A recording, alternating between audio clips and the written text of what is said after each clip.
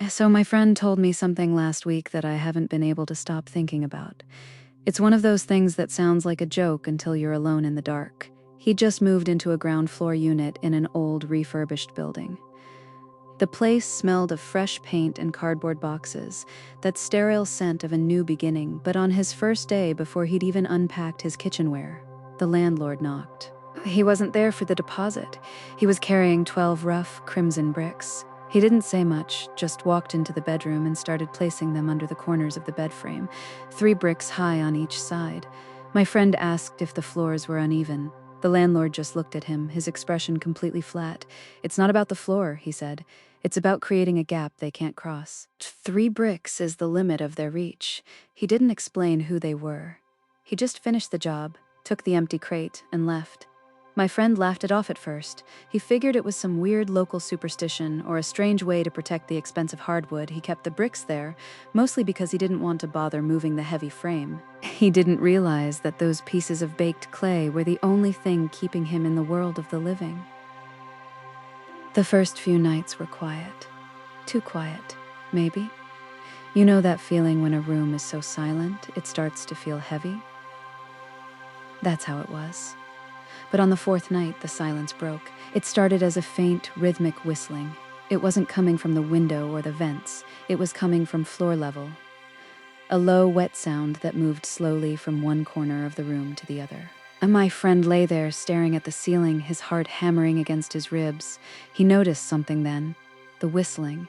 It was perfectly synchronized with his own breathing. Every time he inhaled, the floor whistled.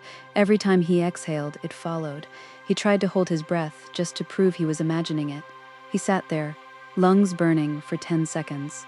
The room was absolute dead silence. But then, just as he was about to gasp for air, the whistle continued for one extra, raspy second, and then it stopped.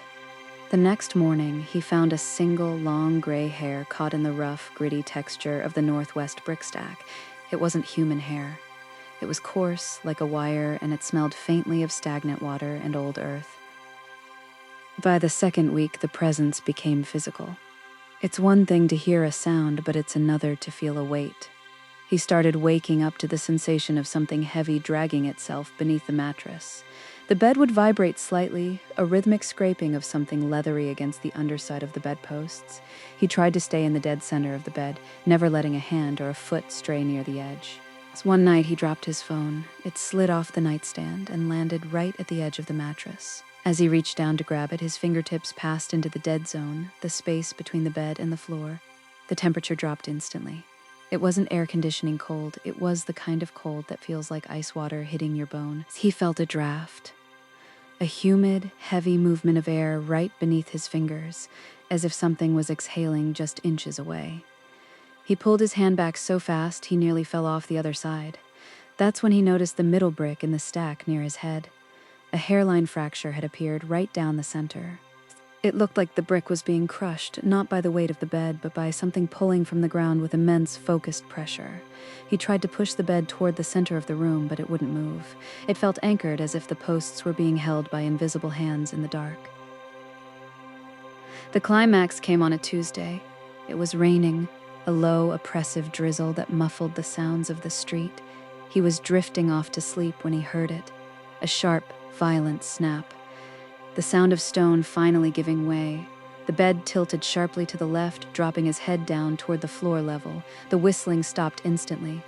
In the sudden silence, he felt it, a heavy, moist inhalation directly against his ear. He couldn't see anything in the shadows, but the air was thick with the smell of decay and wet fur. He was paralyzed. He could feel the cold, humid breath misting against the skin of his neck. He knew that if he moved, if he even blinked, whatever was down there would realize he was within reach. He spent the next 4 hours like that, tilted in the dark, staring into a corner of the room where the shadows seemed to be moving, shifting like a liquid. He could hear the sound of claws lightly scratching against the remaining bricks, testing the height, waiting for the rest of the structure to fail. He didn't scream. He couldn't. He just lay there, sharing the same air with a thing that had been waiting for him to fall since the day he moved in. When the sun finally rose, the weight vanished. The room returned to its sterile, quiet state, but the bed stayed broken. My friend was found at noon by the landlord, still crouching in the exact center of the mattress, refusing to let his feet touch the hardwood. The landlord didn't look surprised, he just looked disappointed. He sighed and looked at the shattered brick. "I told you," he whispered, "3 bricks is the limit, but the bricks don't stop them. They just buy you time to wake up before they reach your throat." My friend moved out that day. He lives in a high-rise now on the 20th floor, but he still has 12 bricks under his bed. He says it doesn't matter how high you are from the street. Every floor in the world is just a ceiling for something else, something that's always measuring the gap. So, here's a question for you before you turn off the light tonight. Did you check your bed frame today? Or are you just lucky enough to think that you're out of reach?